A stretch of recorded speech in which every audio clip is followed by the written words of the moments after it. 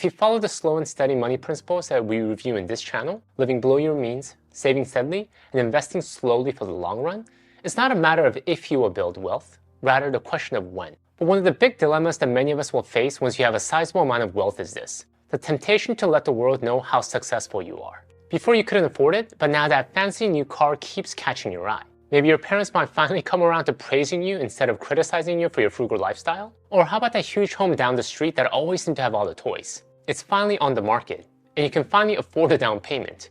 Why not go for it, right?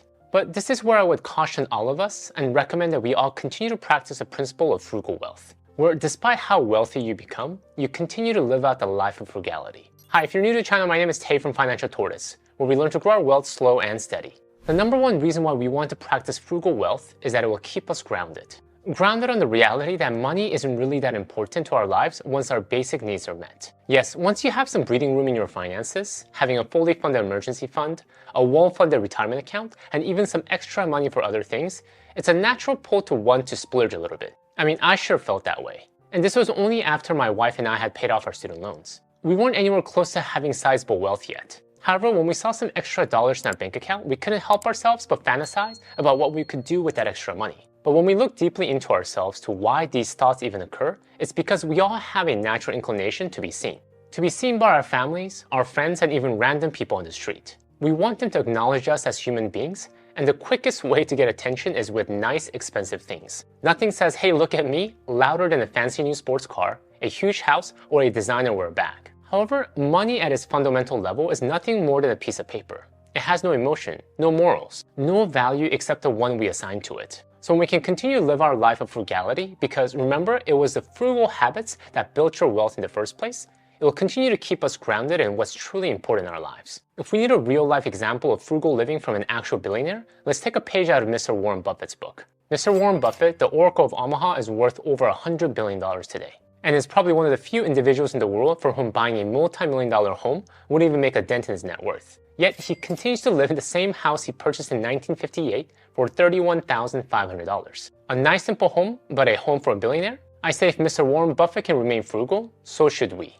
The second reason why you want to practice frugal wealth is a lot more practical, but when you practice frugal wealth, you pay less in taxes. When you live a life of frugality, the biggest immediate benefit is that you have a lower cost of living. You don't have a fancy car payment, no crazy mortgage, no private club membership dues. Therefore, when you have a lower cost of living, you need less income to maintain that lifestyle. Thus, in turn, less taxes you have to pay.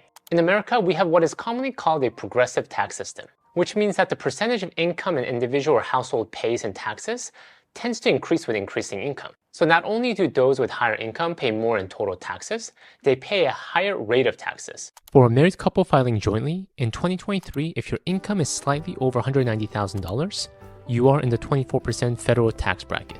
Just think about that for a second. You're paying close to a quarter of your paycheck to the federal government, and this doesn't even include payroll taxes like Medicare and Social Security, and depending on where you live, state income tax. And this keeps going up higher the income ladder you move up. 32%, 35%, and at the highest, even 37% of your income to the federal government. I've seen individuals who make close to $300,000 a year and pay up to $50,000 to $80,000 in taxes alone. And the key reason they're paying this much in taxes is because their lifestyle requires them to recognize that full $300,000 of income. But when you can practice frugal wealth, continuously living below your means regardless of how much your net worth is and how much income you bring in annually, you have means to dramatically reduce the tax you pay. Max out tax advantage accounts like the 401k and the HSA.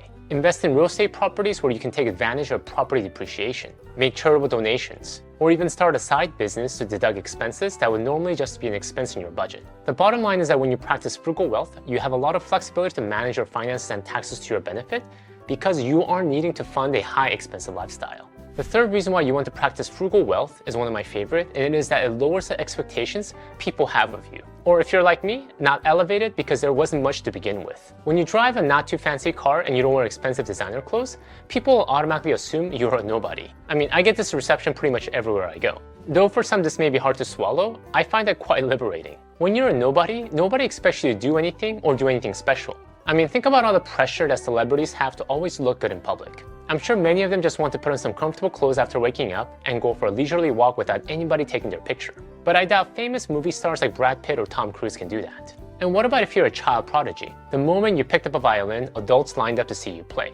People thought you were destined to be the next Mozart. However, the truth is that many prodigies don't meet the high expectations that people have of them. Malcolm Gladwell talks about in his 2008 book Outliers how IQ for life success is important only up to a threshold. He quotes a study of Nobel Prize winners. A mature scientist with an adult IQ of 130 is as likely to win a Nobel Prize as one whose IQ is 180. The fact is that when we live a life where we're showing wealth to everyone, people have a higher expectation of you. People will expect that you have a lot of money because you have a lot of fancy things, that you must have $1 million in the bank account, that you have a ridiculously profitable business. Thus, when it comes to spending money, they might expect that you pay more for things.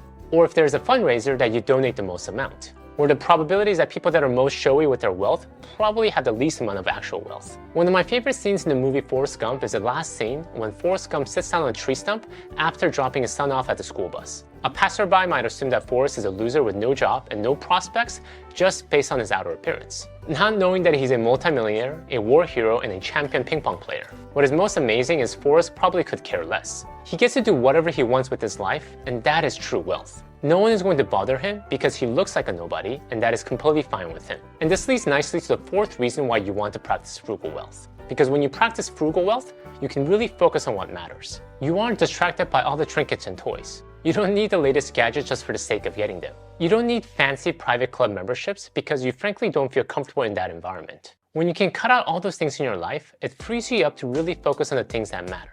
Just like Forrest from earlier, because he didn't need additional things in his life, he was able to focus on the most important things in his life at the time, his son. When we allow ourselves to get swept up by the culture of wanting and needing something newer, something more, and something better, it actually becomes a mental burden that's hard to get rid of. Whenever we pass by the car dealership, we're tempted to test drive the latest model.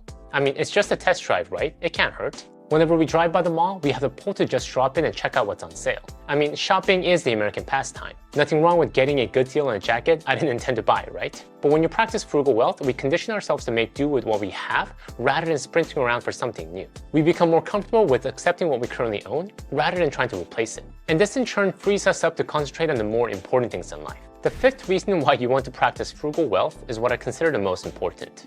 And that is, I believe frugal wealth leads to a happier life. Like I mentioned earlier in this video, if you're following the slow and steady path to wealth principles of this channel, you will eventually achieve wealth one day. If you build a strong career capital, manage your expenses, and invest for the long run, I'm confident many of you will be wealthier, if not millionaires one day. But when you arrive at your financial goal, you'll wonder what's next. That is, if you haven't spent the time to discover your ideal lifestyle in the process. Ralph Waldo Emerson famously said, "Life is a journey, not a destination." In the same way, the pursuit of financial independence and financial wealth is a journey, not a destination. In 1938, Harvard set out what came to be known as one of the longest studies ever done, following 268 Harvard students for the next 80 years. Harvard was trying to figure out what are the key components to a healthy and happy life. And their finding was this: close relationship more than money or fame are what keeps people happy throughout their lives. When you focus on frugal wealth, as I mentioned earlier, it cuts out a lot of distractions in your life because you naturally gravitate towards focusing on what's near us, not constantly trying to buy new things to fill the gaps in our lives. When we have more room, we have more space for important things like relationships that bring us more joy and happiness in the long run.